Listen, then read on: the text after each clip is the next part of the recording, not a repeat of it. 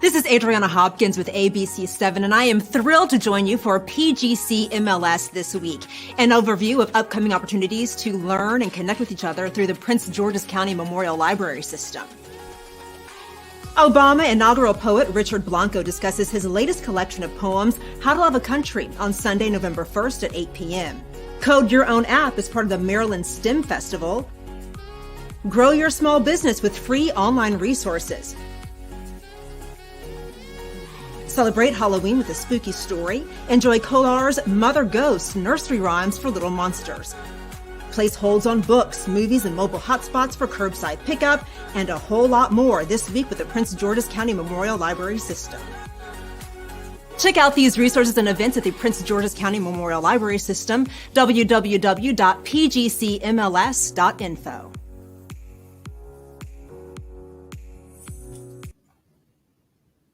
Well, good afternoon, everyone, and welcome to Community Conversation with the Prince George's County Memorial Library System.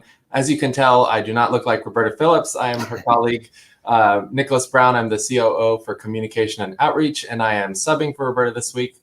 I'm so grateful that all of you have chosen to join us for this hour, and I suspect our good friend, Miss Vivian from Oxon Hill, is out there somewhere. We say hello to you, Miss Vivian. Hope to see you in the chat during the program. Community Conversation is a weekly series where we welcome distinguished guests from throughout the community in different settings to talk about what their organizations and what they are doing to help contribute to the thriving and amazing community that we have here in Prince George's County.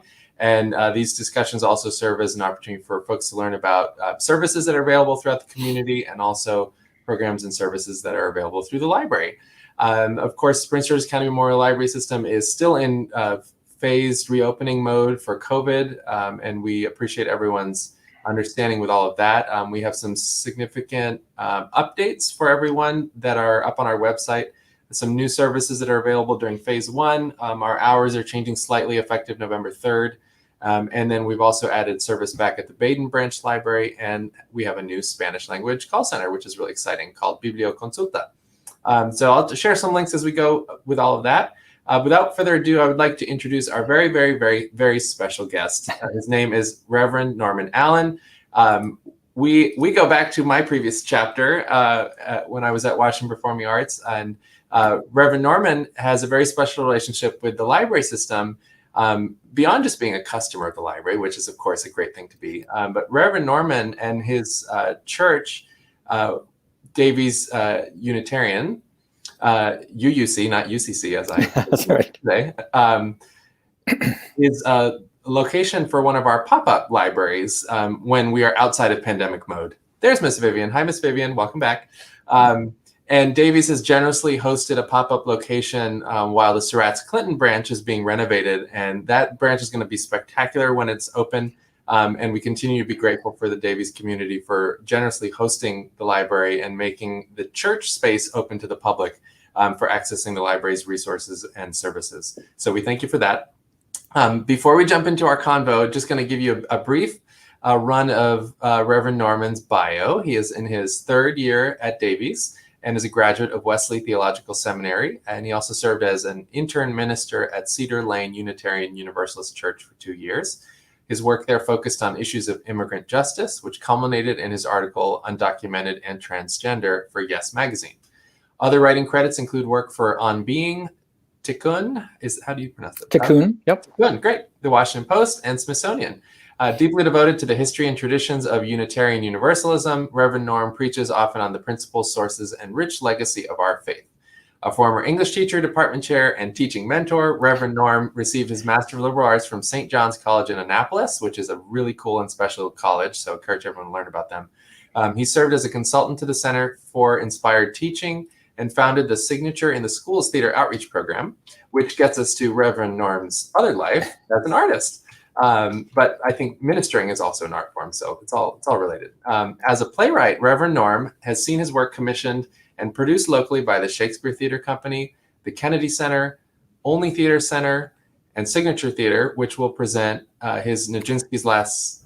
Yeah, that actually was postponed because of COVID. Postponed because of COVID. There we have it. Life changes, but it will happen. Yep. He received the Helen Hayes Award for his play In the Garden, which, like much of his work, weds comedy and theology. His plays have been produced across Europe and Asia. Welcome, Reverend Norm. Ooh, you make me sound so good. Oh, hey, you deserve it. For today's conversation, we're going to focus on the topic of the way that the faith community here in Prince George's County has really taken a significant role in helping the collective community, regardless of religious affiliation, with getting through the pandemic crisis, the economic crisis, and also the social unrest that is a result of the systemic violence that has been directed against Black, Brown, and Indigenous Americans for hundreds of years, but that has certainly hit an important flashpoint this year because hopefully, we are all moving towards a more constructive path that is going to just eliminate some of this awful behavior and violence that has been going on, which people get murdered daily. And we oftentimes forget that when we are not necessarily in the line of the victim experience, but it's something that we need to keep paying attention to. So stepping back from the heavy topics for a moment, can you tell us a bit about your background and what led you to ministry at Davies? Yeah, so kind of as you can see from that lovely bio that you shared, it kind of feels like I've had multiple lives in my life. There's a teaching life and a theater life and now a ministry life. But all of it, well, kind of going back to the very beginning, when I was a kid, I would do two things to entertain the neighborhood. I would sometimes give puppet shows, which was kind of a precursor to the theater life, but I would also invite the local kids into the garage for church services that I would lead. So at one point during my life, I followed on that puppet show route and did a decade or two of some really exciting theater work. And then later, I'm approaching 60 now. In the last 10 years or so, I've really focused on that church piece or congregational piece and looking into faith and what that means for us and how that sustains us. But the two things, well, actually the three things, the writing, the teaching, and the ministry actually all feel very much like one thing in a way. In all of those cases, we are working towards deepening a person's experience of life, finding greater resonance in life, finding greater connections between people, which is really what theater is about connecting people with each other, or the performing arts in general is about. So while from the outside, people have often said to me, especially like, oh, ministry must be like a later in life career or a second career, but it all feels like one thing to me about helping people dive deeper into this life experience. Very cool. And not to make it about me too, but I'm also an arts crossover type. And I think there's something very special about the way artists and arts practitioners, whether you're on the technical side or the artistic side of it, the way that we approach subjects and seek to grow the tent and bring more people together. And that is something that's at the heart of ministry and at the heart of librarianship and really any service profession. And I suspect that's part of why we get along so well. I guess that's right. Yeah. So how specifically did you arrive at Davies? Oh, this is a great story. So I was an intern minister for two years as a part-time intern minister at Cedar Lane Unitarian Universalist Church, as you mentioned, which is in Montgomery County. Davies had gone through a difficult period, a struggle, actually had come close to closing their doors, and then entered into a whole new period of really committing to doing things differently, to stepping out of the old sort of boxes they were in and really thinking innovatively and creatively. And at the time, they had this great part-time minister, Pastor Dave Owen O'Quill. And Pastor Dave reached out to my mentor at Cedar Lane, Reverend Abi Janamanchi, and they started talking about a partnership between the two churches. So Cedar Lane is a very large Unitarian Universalist church. Davies is a very small, intimate Unitarian Universalist church. That partnership moved forward, and in essence, that partnership was me as intern coming to Davies. I think that first year it was just 15 hours a week, maybe. So it was pretty much preaching and not much else. And then I think it's fair to say I fell in love with Davies, and Davies kind of fell in love with me, and it just turned out to be a really good match. So as I moved out of internship and became ordained, I stayed at Davies and am now their full-time minister. Starting this year, last year it was still a part-time position. This year we've grown and are now, the congregation is supporting a full-time ministry. And so it's just one of those things where everything fell into place. There's one of those places where you wonder if this is coincidence or if there's something larger going on, because it's just such a good fit in so many ways. And I think both everyone at Davies and certainly myself are hugely grateful to Cedar Lane and to Reverend Abi, especially for doing that sort of matchmaking work early on. Awesome. Can you share a bit about the history of Davies beyond what you've just outlined in terms of its role in the community here in the county? Yeah, sure. So there was a time in the 1950s, I'll make this brief, I won't go into all the details, but in the 1950s, All Souls Unitarian in Washington, D.C. became huge. It was just a hugely popular place because of their minister, Reverend Dr. A. Powell Davies. And the church became so popular that it started sort of sprouting satellite churches around the Beltway. And you still, they're all operating today: Arlington, Unitarian Universalist, Silver Spring, River Road, there are a whole bunch, Cedar Lane, there are a whole bunch of them.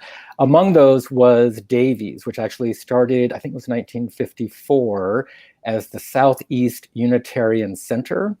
And then later, after A. Powell Davies died, they took on the Davies name to honor his legacy. By 1965, they were in the building that we're in now. At that point, the name was, I found this really interesting and sort of inspiring. The name at that time was the Davies Memorial Unitarian Universalist Church. It's practically a complete sentence. It's a long name. And just a year ago, June, so not much more than a year ago, the congregation voted to change that name.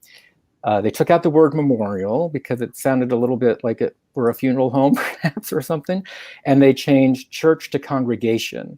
So it's now Davies Unitarian Universalist Congregation.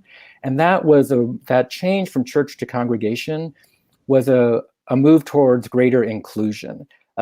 Church is sort of Christian specific, and we have Jewish members. We have had, perhaps still have some Muslim members, certainly deep friendships in the Muslim community here in Prince George's County. So congregation is a more inclusive word than church.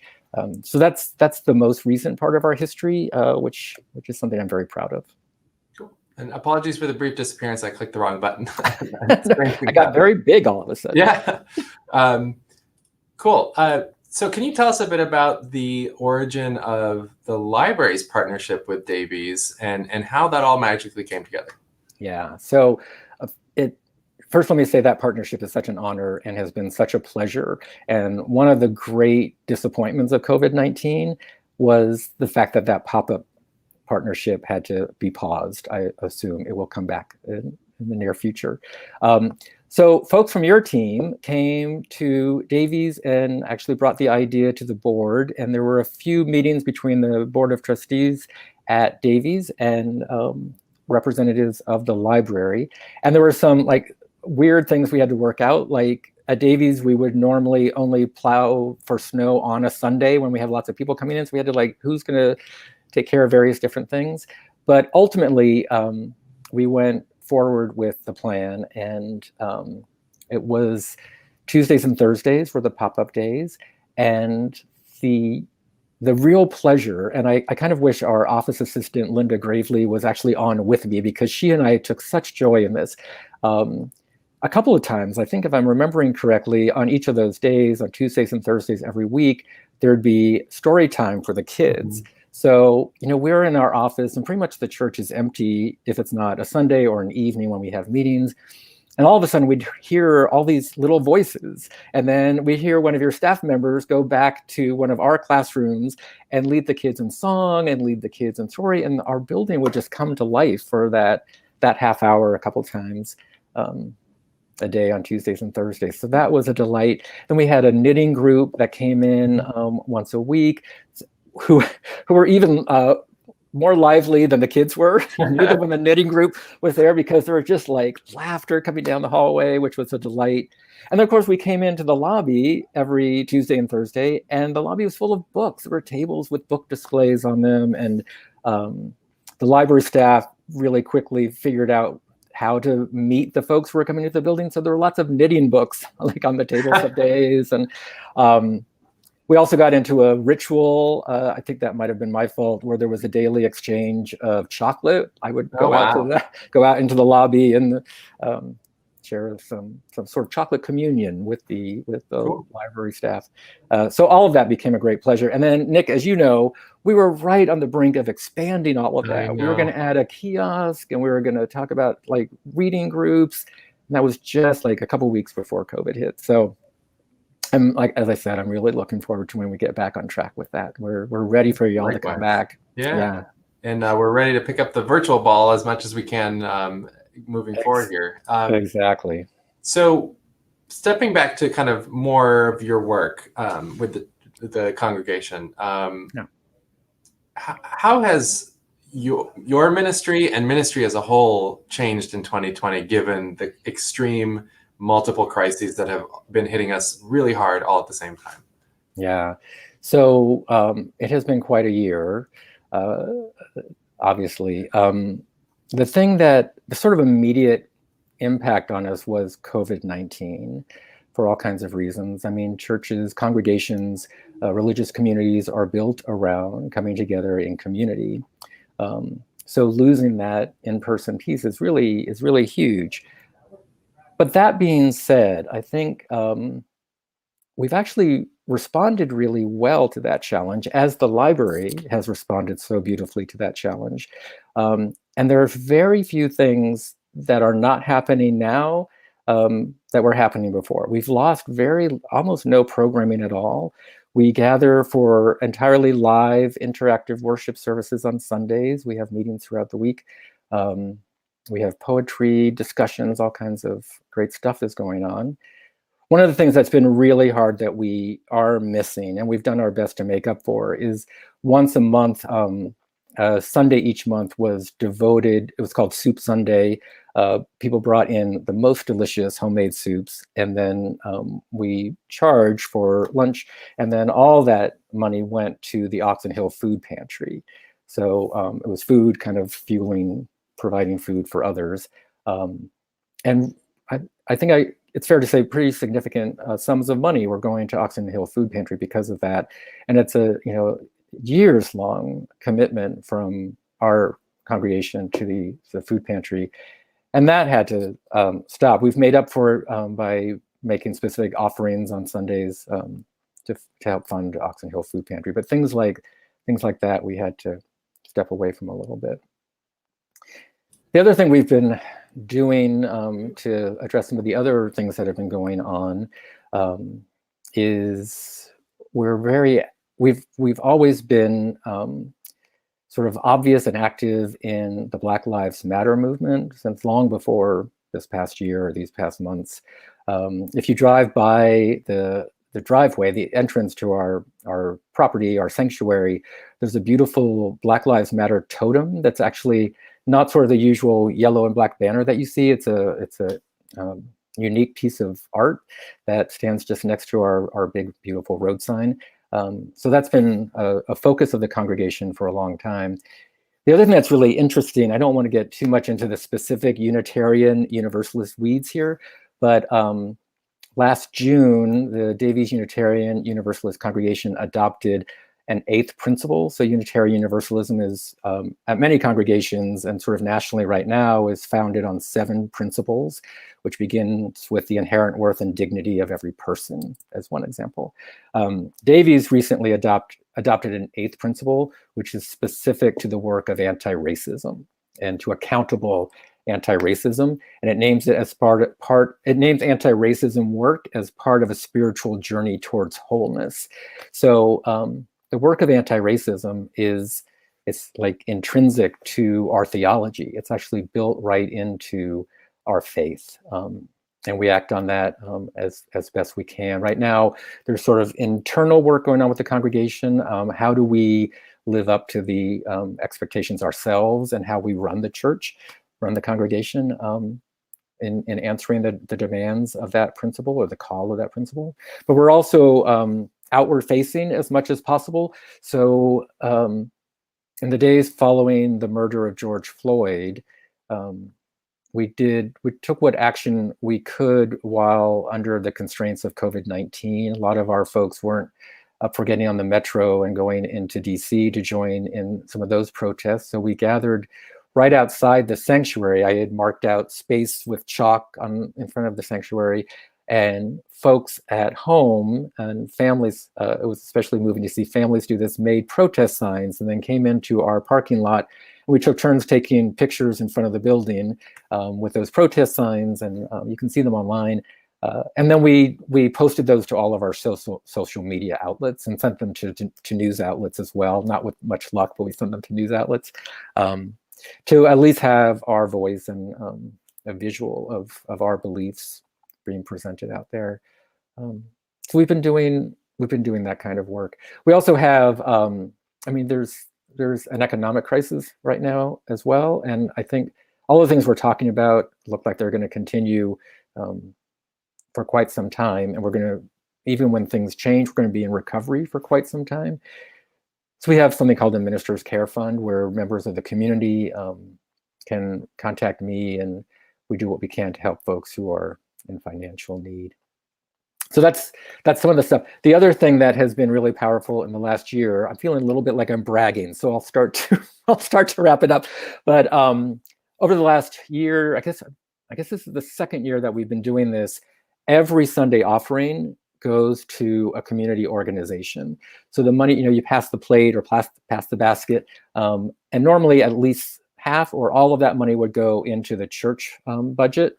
For us, all of it goes to a local community organization, and we pick one for each month. So you get 4 or 5 weeks worth of offering.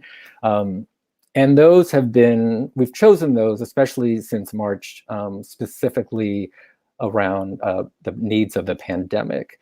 So one month, all the money gathered went to the Congregation Action Network's COVID-19 fund, and the Congregation Action Network is specifically working with immigrants in our neighborhoods. And in this case, folks who, for example, needed healthcare, but might not feel comfortable going and asking for healthcare. So we raised funds that month for that purpose. We did a month where we raised funds for Black Mama's bailout. So folks who were incarcerated simply because they couldn't pay their bail, not because they had been convicted of anything. We were raising funds to help get people out of jail at a time when COVID-19 made being in jail extremely dangerous. Last month, October, we just did a month devoted to Lifestyles of Maryland, which does amazing work in Prince George's and Charles County. So that's a bit of what we've been doing. Very cool. Have you sensed a significant change in the way that members of your congregation are turning to the congregation community for support during this time? Yeah, that's a great question. I think so. Yeah, I think because especially people who are at high risk for COVID-19 can be really isolated, and all of us can feel really isolated during this time. We've increased some of the programming that brings people together. So I think by the third week in March, we had added a Thursday evening gathering every week, and we get 15 folks, maybe more, who gather every week, and we just check in with each other and see how we're doing. So things like that, I think people have really responded to.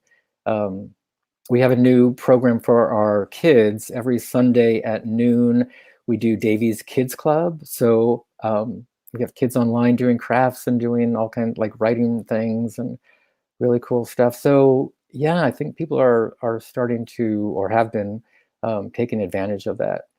We've got a whole, it's kind of where my mind is right now. We're preparing for next week and how that might be an emotionally difficult week, and a time when what we call pastoral care will be in demand.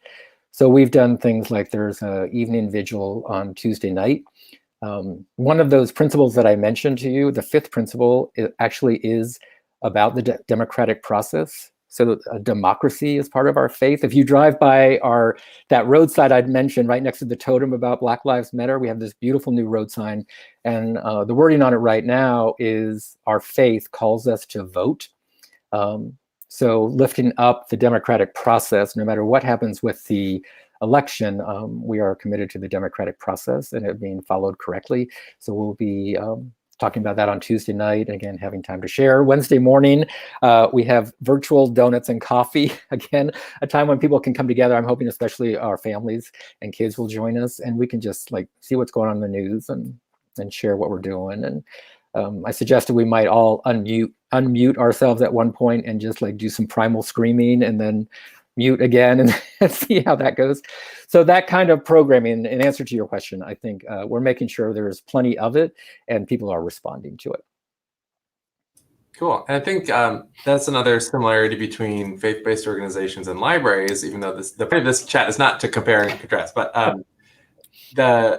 we and other institutions are similar. We have to adapt based on what our community members need. And that's really our sole function, is to provide support for our community members in whatever way, shape, or form is necessary.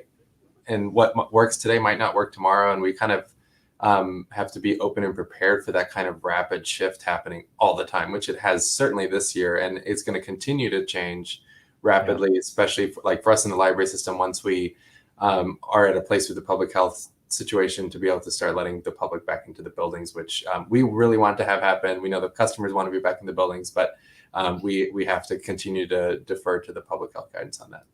So it's interesting that there's a lot of similarities that I don't think we necessarily reflect upon so often between faith-based and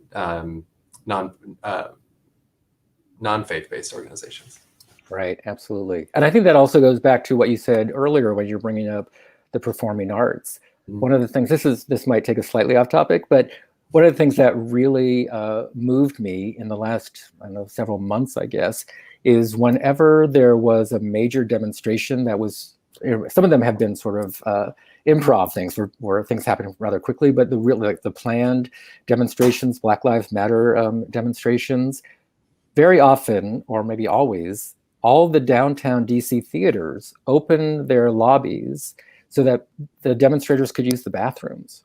And, so again, there's that thing where performing arts, libraries, religious organizations are responding to what's going on right now in both, some sort of spiritual, thoughtful, emotional ways, but then also in just really practical things. Like, I love the fact that the PG County Memorial Library system is providing Wi-Fi, which is like, I can go over to Accokeek Library, which is not far from me, and sit out in front if I need it and get Wi-Fi service, which is brilliant. And it's just great. So yeah, and to further that thread, since libraries kind of nationally have been attuned to this digital divide challenge for quite some time, and this whole experience has really, I think, forced people to start thinking bigger and not letting the barriers to advancement kind of stop progress. So one of the things that we're thinking about here, and we have a really wonderful director of IT, Carla Moore, who's been involved in some national groups looking at the digital divide and digital equity, is we can do a lot as the library with our facilities and with providing access to hotspots and drive-up Wi-Fi and things like that. But that's ultimately only making a dent in the issue. So how do we apply our thinking and expertise to the broader issue? And one of the things that we're working on now is a really cool partnership that this is a preview, this is not fully announced yet, with the housing authority here in the county, where the library's surplus IT equipment is going into apartment buildings and so it's upgrading what's available there for folks in apartment buildings to get folks online. And then another cool layer of this has been that some of these apartment buildings have programs for teens to get certifications in IT customer service, basically. And so the teens are learning trade skills out of supporting these surplus computer situations from the library. So once we kind of have the pilot phase done with that, we're going to be able to look towards expanding it. And like, imagine if we were all as a community able to look at an issue holistically like that, what could happen and how quickly it could happen. Like the public schools had to react when they needed to get laptops and hotspots out to kids. And it was only possible because there was a public-private partnership and some external funding that came in. But I think we oftentimes have these challenges that seem so insurmountable that we kind of cower away from doing anything significant. And I think this pandemic moment has really given folks the freedom to open up their minds and hearts and in thinking more creatively with how to tackle these issues. Yeah, and I think also we're learning so much. I keep thinking of sort of the unexpected gifts, the unexpected blessings that the pandemic in particular has opened our eyes to. One of the things, we were kind of lucky at Davies, we had started doing a bunch of things on Zoom like months before the pandemic because we realized that it was a huge boost to accessibility. So, for example, I teach an autumn course in Unitarian Universalist history and theology. And last fall, a year ago, we did that entirely on Zoom, which meant that like parents with young kids could participate. They didn't have to find a babysitter. It meant our elders who don't like to drive at night could participate. They didn't have to worry about getting in the car. So going forward, we'll continue to do stuff on Zoom after the pandemic is over because it just has opened up our ability to reach so many people and serve so many people. We also, I know the board at Davies, which is a phenomenal group of people, has committed to, by the time the pandemic is over, we will be ready to live stream all of our services so that the people we're reaching, like on Sunday morning, we have folks coming in from California, from Oregon, and we want to make sure we continue reaching those folks and reaching the folks who may have been members for decades and are homebound or have left the area. We want to, so we're gonna hold on to these gifts and these unexpected blessings and carry those forward into the better times as well. Cool. Moving along to faith traditions more generally in our area. What are your impressions of the kind of array of faith communities that are here in the county? Because we really have the full gamut of every kind of tradition and practice, and there's a lot of strength that comes in having that diversity, but a lot of there's some opportunities to learn from each other in that as well. Eager to hear your thoughts. Yes, I'm eager to share my thoughts on that one. So when I came to Davies, I forget when we actually met, but I've made a good friend in a guy called Khalil Shadid, who is Muslim. He's one of the Muslim leaders, especially in southern Prince George's County. And he and I, through him, I've met all kinds of folks in the interfaith community in Prince George's County. So we had, he and I co-hosted something that was on site at Davies, but it was truly a shared event where we had, it was me, the Unitarian Universalist. Khalil was the Muslim representative. We had a Baptist preacher and a rabbi. It kind of sounds like the beginning of a bad joke. But and we sat up on the chancel at Davies and each gave a short, like 3-minute presentation, then took questions from an audience, and just had this incredibly rich conversation among pretty different faith traditions. At one point, from the Muslim position, there was talk about traditional marriage, and from the Unitarian Universalist position, I'm a gay Unitarian Universalist minister, I was talking about marriage in a very different way, and it was a totally civil conversation. So there's that kind of stuff that's possible here. And then I think of things like, I'll never forget the first time I visited the Hindu temple in Lanham, this incredibly beautiful building with all the different altars inside and people there to welcome and talk about it. We have an incredibly rich array of faith here and lots of collaboration between the different groups. I very often run out of time to do this, but once a month there's a gathering of folks again, from very different traditions who then share, like we got together a couple of months ago and shared what we're doing for worship online and shared thoughts about that. And again, that's people coming from all different faith traditions. Mm-hmm. A couple of years ago, I preach usually 3 times a month, and the fourth Sunday is either a lay preacher or a guest preacher. And a couple of years ago, we did 5 guest preachers from 5 different faith traditions. So we had a Hindu guest preacher, a Muslim guest preacher, a rabbi, a Buddhist guest preacher, and a traditional Christian guest preacher, and then some programming around that. So our members learned about each of those faith traditions, some of which they are also a member of. So it was interesting. All those folks were local as well. Is that getting at the question you asked me? Yeah, definitely. Okay. Yeah, I think it's one of the real special qualities to our community here that we're able to so easily be exposed to other traditions and spiritual practices that even like when I lived in DC, I was in Shaw, which is like supposedly the most densely populated area with churches in all of DC. But the kind of the spread of traditions represented is within like one bucket. It's like it's all Christian traditions for the most part. And here in the county, and I know DC as a whole, there's much greater diversity, and I think it's really special.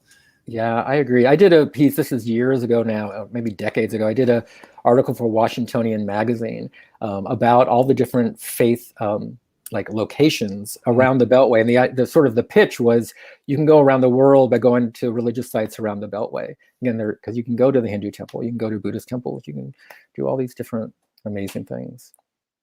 The mosque at the Islamic Center in DC is just an extraordinarily beautiful place, among many others. Cool. So you've spoken a bit about this, but would love to get a little more in depth.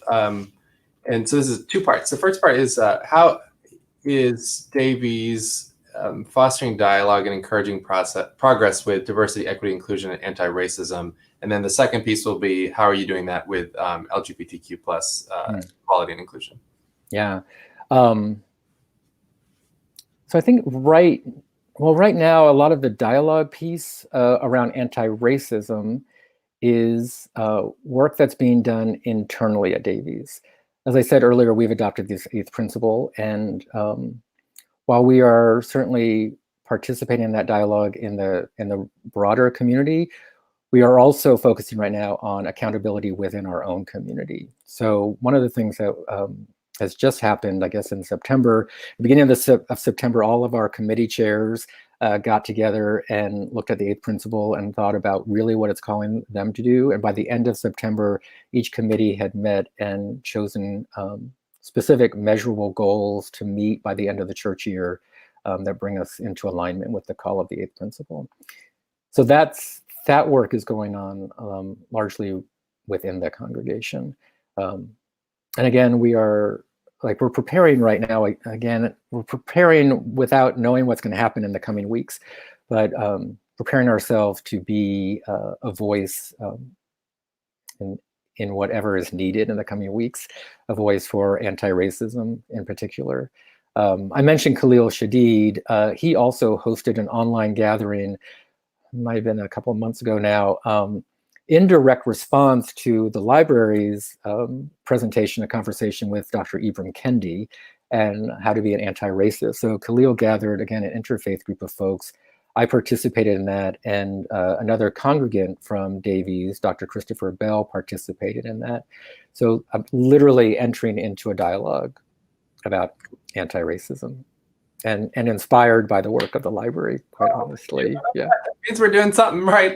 Oh my gosh, you guys are doing so much right. Go ahead. Yeah, I was going to, the LGBTQ plus piece is obviously very dear to my heart. The Unitarian Universalist Church for a long time has been entirely supportive of LGBTQ rights, of marriage equality. You might know the Marriage Equality Act in Washington, D.C. was actually signed. This is before the Supreme Court decision was actually signed into law in the sanctuary of All Souls Church, because the Unitarian Universalists had done so much to make that happen. At Davies, that's very much part of the conversation and part of our intention.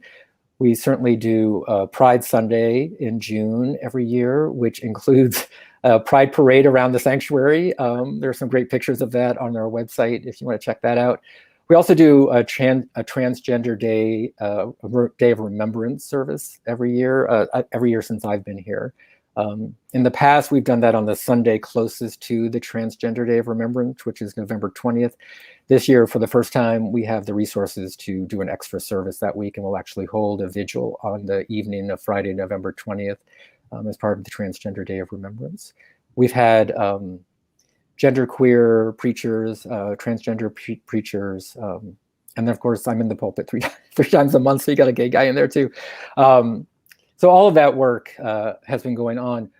One of the things that many of my clergy colleagues, not just Unitarian Universalists, but in many faith traditions, many Christian denominations, one of the things we've been doing just in the last few days is making sure that folks who are LGBTQ plus know that we're here to conduct weddings, to officiate at weddings. I think a lot of people are concerned, whatever your political leaning, there's concern that we might lose our right to our access to the rights and benefits of marriage, of legal marriage.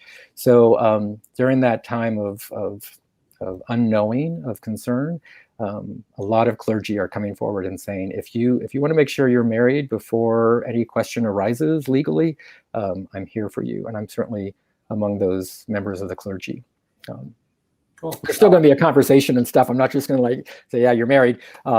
But I'm really eager for that conversation. I'm also making sure folks know that cost would never be a question. It's not going to be a problem if any cost concern. So we'll make sure that the word is out there. I think the entire congregation at Davies would be so thrilled to have more weddings in the sanctuary when that's possible again. Yeah. The library has a similar track with kind of trying to be very intentional with getting the word out about our physical and virtual spaces being welcoming for all and for being safe spaces where folks can access resources. We've started a new gathering called the Alphabet Club, which is marketed in different ways in different places, but it's intended to be kind of a covert call out for folks who would like to join it, and also something that can help give folks who might be at an early point in their journey with coming out some cover if they want to access that safe space. And we had a really amazing Pride Month celebration this year with over 15 virtual events. We had some really amazing authors who spoke about the intersectionality of queer identity and being Black men in America. R. Eric Thomas, who's based in Baltimore, and George M. Johnson, whose book All Boys Aren't Blue is a really special young adult book this year. This is a memoir of his growing up in New Jersey. And we, as a library system, we are striving for more opportunities for folks to engage, but we have a really cool staff working group where library staff from throughout the library come together sometimes weekly to plan how we're getting LGBTQ plus resources out. They developed a whole new training for staff and a toolkit that's been made available. And it's a really wonderful group of courageous staff who've been willing to put themselves out there to help serve as a resource to everyone in the library, because we all come to this work from our own position and experiences, but we have a duty to serve everyone with the same compassion and empathy, regardless of what personal beliefs might be. So it's been a really important part of our journey as a library over the past year with LGBTQ inclusion.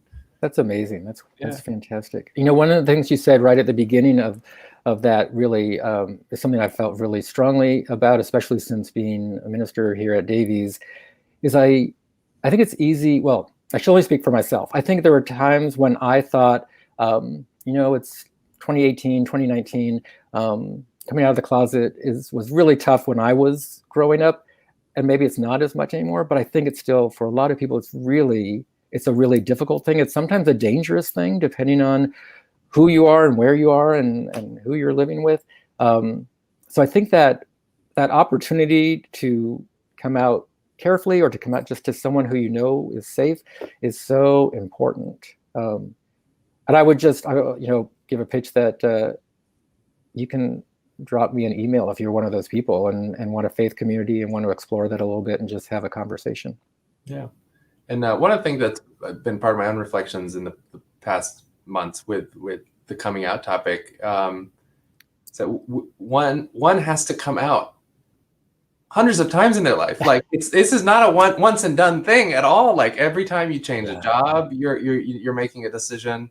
Every time you enter a new social setting, you're making a decision. When you interact with folks online, you're making a decision, and it's a lifelong thing that that one has to kind of think about. And I'm loud and proud now, which I'm grateful that I'm at that point in my life and my own journey with it. But that's not necessarily what's right for everyone, and that's totally okay as well. And I think now that we've kind of moved from basic level inclusion and welcoming, thinking about the nuance behind making sure that all the different experiences are getting represented and getting support within the LGBTQ plus community is super important. And especially like even when we think about intersectionality with the Black Lives Matter movement, Black Trans Lives Matter, and there are points of exclusion within the civil rights struggle for queer people. And even in our own community here, trans, Black and brown women are getting murdered here in our county. And this is something that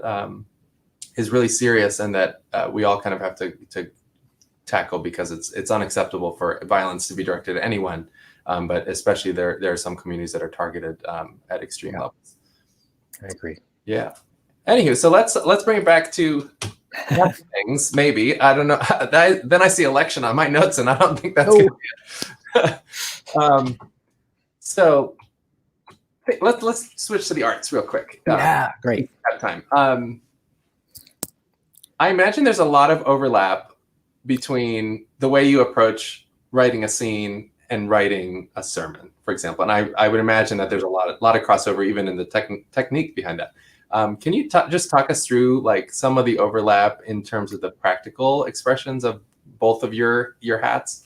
Yeah, it's a great question. One of the things that has really struck me over my years, at first in seminary, then internship, and just getting to know a lot of other clergy, both Unitarian, Universalist, and others, is there's this, what I think is a misguided idea that the performing arts and a worship experience are like two different things, and that worship is somehow deeper and more important in some way, and spiritual, whereas and performance is presentational. Mm-hmm. And I don't think of it that way at all. And I think sometimes this is a little, perhaps a little mean, but people who do think about it that way, I just want to say, maybe you just haven't seen a good show. You need to get out to more theater. I think essentially the same thing happens in a great performing arts experience and in a great worship experience, which is that there's no beginning or end to this. But I'm going to start with there's a minister, choir, folks kind of up front, or there are performers, symphony, dancers, actors up front, and they create all this creative energy and they send it out to the audience, and the audience takes it in. And they are transformed by it, either in small or large ways. And then they send that energy back up onto the stage to the people who are performing. And if you're doing a good job in the performing arts in a theater setting, that's what's happening. There's this amazing cycle of energy moving through everybody in the room. And if you're doing a good job in worship, that's what's happening. There's an amazing cycle of energy moving through all the people in the room.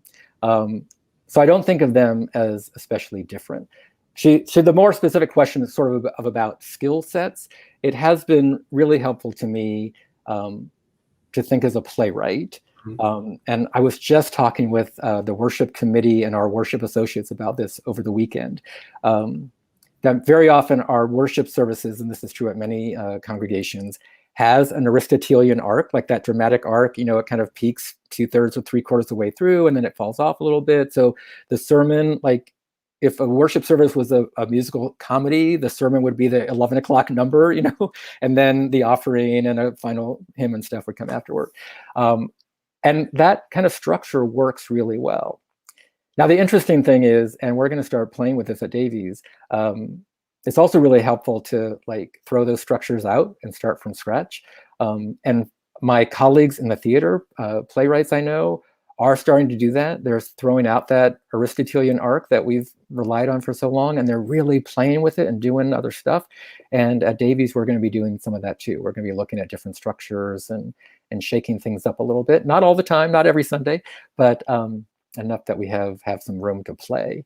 So I think that's a beginning of an answer to your question. I want to add one last thing, and this is a blatant plug. I don't even apologize for it. We're doing this amazing thing on this Sunday. We have 4 poets and a harmonica player who are going to be the bulk of the service. So I'm going to be there. I'm going to do a welcoming, and we always start with a chalice lighting, and then we have an open period where people can chime in. They unmute themselves and share joys and sorrows. And it's a very moving, very personal part of the service. And then I'm going to hand it over to these brilliant poets and this brilliant musician. And they're going to do a program called Voices from Woodlawn. And it's poetry that was written on site at Woodlawn Plantation. So it's giving voice to the enslaved people who were forced to work there. It's bringing that very true piece of American history to life as we're about to go into our week of election. And this Sunday is also All Souls Day. So it's a way to remember and pay tribute to our ancestors. Thank you. There it is, Woodlawn. So there's a theater piece to that, because it's almost it's like giving voice to people from the past. And there's this beautiful worship piece because we are honoring the ancestors from the past and doing a little reality check about who some of those ancestors were.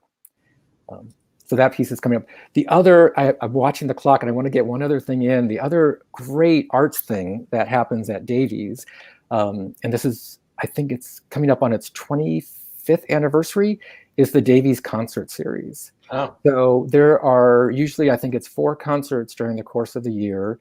Our sanctuary, when we're in the sanctuary, has just incredible acoustics. It's an intimate space, and with just beautiful acoustics. You don't need a microphone in there. And there's a beautiful lineup of concerts, and we're going to do them virtually this year. So COVID is not going to stop us from doing our Davies concert series. So we'll be posting that information on the website soon. Very good. And I just put a link in the chat for anyone who's interested to learn more about the concert series. And Ms. Vivian, your question was answered magically without my having to even ask it. So Reverend Norm is definitely on the ball here, which is really great. You can also check out, there's a Facebook page for Davies Concert Series, and that actually has the lineup already for what's coming up this year. I'll pull that up. So one just thought, and then we'll go into a segment about arts advocacy, just because we can be biased. There's something about the theater that is different from music, that is different even from dance, with that energy you were talking about. Because there's something about humans delivering human interaction rather than channeling their creativity through an object or a specific movement. Like, if you're in a contemporary play, the audiences are feeding off of your energy the actors are feeding off of your energy as the audience, and that impacts their performance, and you can kind of tell that that's happening. Whereas in like a classical concert, for example, which is probably not the best example at all, but it's very much one way. I'm in the sacred proscenium, and here it is. Feel your feelings in your seat. Don't move. Don't open your candy. That kind of thing. Whereas like jazz is much more probably like the theater if it's in the right setting, and there is that energy that goes back telepathically. But can you speak to the theater being unique? Yeah, I had this amazing experience. You mentioned one of my plays, In the Garden, and it premiered at Signature Theater. And it was so fascinating. It was primarily comic in tone, but it had really serious like theological underpinnings about the eternal nature of life, but it was funny. So on some nights, the play would run, like 2 hours. And on some nights, it would run 1 hour and 40 minutes. The exact same play, exact same words, but it could be a difference of time of 20 minutes. And the difference, it took me a few times to really watch and listen carefully. The difference was some audiences were coming in and they were just buying into the comedy. And the extra 20, that's where the extra 20 minutes was in laughs. So we would get an extra 20 minutes of running time based on the laughs. Some audiences were coming in and listening really carefully, and they caught on really quick. Like there's some underlying stuff here, I want to pay attention. And those audiences were really quiet. And the the play would run 20 minutes shorter because the actors were not pausing. They were not reacting because there were no laughs there. And for a while, at first, I really liked the laughing audience better because you just have immediate feedback. It's like, okay, they're getting it, they're laughing, that's good. But I also learned that the quiet audience, the applause at the end would be huge. And the laughing audience, the applause at the end would be polite. So I really learned to love that listening audience. But that's exactly what I think you're talking about. Every night, these actors have to which one is it going to be tonight? Are we going to have the comedy? Are we doing the comedy show or are we doing the theology show? Yeah. Depending on who's in the room. And I just love that about theater. Yeah. And I stage managed back in the day. And, even though I wasn't on stage, I was feeling all the feels I was kind of like, you have to be the go-between between the audience and the actors. And stage managers have this kind of really remarkable role of being in it, but being invisible. It's like even the way that you call your cues, you're the one deciding how long that beat is between the end of a monologue and the lighting cue change. And there's a lot of, I don't know, I think if you're a good stage manager, at least there's a lot of discretion that goes into that. Absolutely. Beyond just what the director kind of has laid out or the designers have laid out. I'm sure the directors would say, do it exactly as they told you. No, but stage management it's an art. It is an art, and it's for exactly the reasons you're saying. It's about getting that rhythm and understanding it, and they're reacting to the audience as well. Yeah. So to close this out here, let's chat about the future of the arts a bit, which I know wasn't necessarily our talking points on talking about faith, but this has been a really hard time for the arts. And I feel like at least the traditional performing arts genre and presenters and artists are in probably the biggest crisis collectively ever in modern history in the United States. And the funding models for the nonprofit side of things are precarious. We're into life and death stuff now. And, arts are viewed oftentimes as luxuries when it comes to budgets from funding entities. Tell us a bit about why that's not the right way to think about it. Yeah, that's a great and very important question. So when I was teaching, I taught high school in DC, and I saw, just to put it really clearly, I saw the arts save the lives of children. Specifically, it was the education programs of the Shakespeare Theater Company. I had kids in class who were really struggling with all kinds of stuff. And they took part in some educational programs at the theater. They started getting up on stage or started doing stage management stuff, either in front of on stage or backstage. And they just came to life. And they learned that life is about collaboration, not competition, because theater doesn't happen unless we're being collaborative. And it literally, I think I can literally say, at least in one case, because I don't want to exaggerate, it saved the person's life. And in many cases, it transformed their lives. So the arts are not remotely a luxury. I think there are sort of luxury versions of the arts where you need $500 to attend a hit show. And that kind of makes me crazy. But most of the arts is not that. Most of the arts is regional theater, community theater, places like the Shakespeare Theater Company, places much smaller than the Shakespeare Theater Company. And we have to keep it going. And there are lots of ways to do that. If I can jump right into that, there are lots of ways to do that. So we have some kids at Davies who are theater lovers, and they're like theater kids, like I was as a kid, as perhaps you were as a kid. So go see their shows. You don't have to go to Arena Stage to see a show. You can go to your local high school and see a great show and support the kids who are doing that work. And right now, especially, those kids who should have this great experience on stage with the audience cheering them are doing it online, and they need the support more than ever. And it's easier to attend more than ever. You can sit at home and get on Zoom or whatever the platform is, and see your local high school kids put on a show. You can also contact your representatives and say, any relief package needs to have funding for the arts, because it's not just the performers, it's the ushers, it's the stage crew, it's the folks selling popcorn out front, whatever. They're all out of work because of this. And then it's things like if you have the financial means and you have a show that's been canceled, we're almost past the point where shows now are being canceled. They should have happened by now. But like if you have a subscription, if you have tickets for something, don't ask for a refund. Turn the price of the ticket into a donation, and most theaters will give you a tax credit, or the letter that gives you the tax credit for that donation. So just thinking in those ways.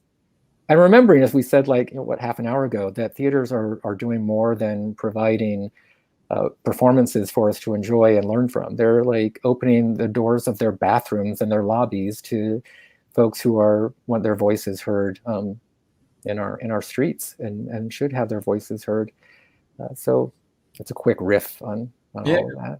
Yeah, I had a really lovely email exchange with a former library customer who moved away, and they were telling me how, and this is now I think a senior citizen, they said that when they were growing up going to the library, they lived in an area that didn't have any local theaters. But the library had scripts for plays and musicals and recordings, and that was how they were able to develop a love of the arts. And like when I was growing up, I lived outside of Boston, and I was very fortunate with access to like the best of the best with the music world. But our public library had this massive sheet music collection, and when I was a 5 or 6 year old, maybe a little older, eight or nine, I could just browse these stacks of sheet music that I could only otherwise discover if I was at a conservatory music library. But at the public library, it was open to me as Joe Schmo, who's just probably poking around where he shouldn't be. But it turns out I'm like learning repertoire and all this kind of stuff. And libraries have a huge responsibility for continuing to provide access to the resources that will enable folks to continue to discover their own interests. Because at the end of the day, that's what we're here for. We're not here to push you towards one thing or the other. We're here to give you the buffet of more than you could possibly ever need or want, and work with you to see what is working for you and what you might want more of, and then put you in the right direction. And one of we have some crazy amazing resources that are available right now virtually, including on-demand music lessons completely for free through one of our resources. We have really great online resource subscriptions to things like Canopy, which is the library's version of Netflix. And it's actually cool now. It used to not be as cool, but there's great content in there. And there are concert recordings. We have another platform that is solely devoted to concert videos of everything but classical. So it's like the antithesis of what you might see from Medici TV or things like that. So there's a lot out there, and encourage folks to please be open to discovering things through the library. We know oftentimes when folks come to us, you're coming for a specific reason, and that's amazing. We love you for that. But when you come in for that, just keep an open mind and hear out the staff, because we've got a lot of curious things up our sleeves that we are eager to share with you, and we'll probably hit you with more information than you could possibly want, as I have just done. But maybe there's something in there that you can latch onto that will be useful. So this has been great. I'm sorry that we're out of time. I know, this is so much fun. Yeah. We are so grateful for you, Reverend Norm, and thank you for everything that Davies is doing for the community at large, as well as for its own members. We are, of course, continuing to be grateful for the pop-up relationship, and we look forward to resuming that as soon as we can, in whatever way we can do it safely for everyone. Do you have any parting wisdom for folks as they approach the chaos that is about to come to our country in the next week and 2 weeks? Yeah, I wish I had real wisdom. My words would be, I think of Davies again, that it's both internal. You want to take care of yourself. You want to, I've been telling people to take long walks, listen to the music you love. And then there's also the outward facing part. Just as a congregation has that community, let's take care of each other part. And then the outward facing part, make sure your voice is heard, make sure you vote if you haven't already. And when the time comes to do more than that, let's do what we're called to do, to make sure the right prevails, the right as in the correct prevails, and do that safely and in community as well. That's what I got for you, Nick. Well, thank you. I really appreciate it. And just a couple PSAs before we wrap on election. The library is not hosting election voting sites this cycle because of the COVID restrictions with our buildings. Typically, Accokeek, for example, is a voting location. It is not this general election. Please check online to identify where you're going to go before you go travel to a site. And on the flip side, the great thing this year is that any Prince George's County resident who is registered to vote can vote at any election site. So any of the early voting centers, any of the regular voting centers on election day are eligible for you to go to. It doesn't have to be the one that's closest to you. The one other thing to remind folks of is if you have not registered to vote yet for some reason, which you might have been living under a rock in the last 6 months, that's okay. We still love you, but please go register on site on election day or at early voting. You can register on site. You cannot register online anymore for this cycle, but you can register on site. It does mean that you end up doing a ballot that gets counted after election day, which is totally fine. It still gets counted. It's still valid, but know that there's a slightly different process there. So thank you again, Reverend Norm. I'm going to play a very short video to close this out for folks to enjoy or go on your day. It is our LGBTQ plus community pride quilt, which was, for anyone who hasn't seen it yet, it's a really moving tribute to both our staff and our community. And it gives you a flavor of where the library stands in terms of ensuring that Prince George's County is a welcoming space for everyone, and especially with support for the LGBTQ plus community. So we thank you for this all. We'll be back next Thursday with Dr. Elizabeth Rule and Rico Newman, who are going to join us to commemorate Native American and Indigenous Peoples Heritage Month, which we are very much looking forward to. Dr. Rule was recently on Jonathan Van Ness's podcast, so if that means something to you, it's super cool to me, and good reason to come join us next Thursday. Okie doke. Thank you, Nick, and thank you to everyone who tuned in. See you later.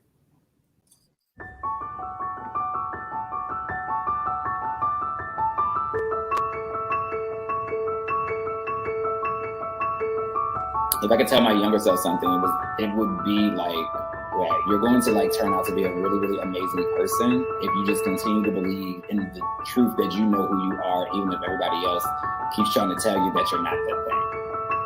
And to stop telling yourself you're not that thing and to lean into the fact that you are the things that you think that you are. And it's going to work out for you in the end.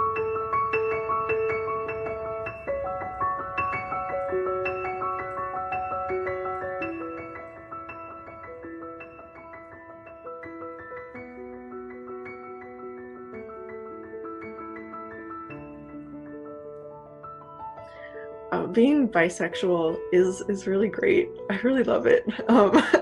It's I'm able to experience like this extra layer of affection towards people, even when it's, you know, completely not romantic. It's just this added dimension to my relationships that I think is really beautiful. And, you know, for all of us who are bi or pan or, you know, fit under this bisexual umbrella, we're also able to appreciate and celebrate gender diversity in this really beautiful way. And that's great. This is like this integral part of ourselves.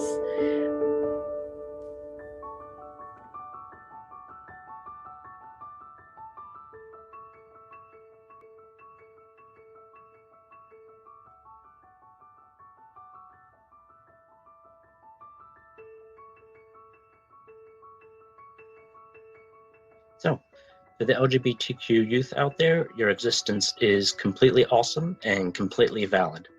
You should always set your own pace as to how open and out you want to be about your identity, but find someone to talk to, whether it's a friend, a trusted family member, a counselor.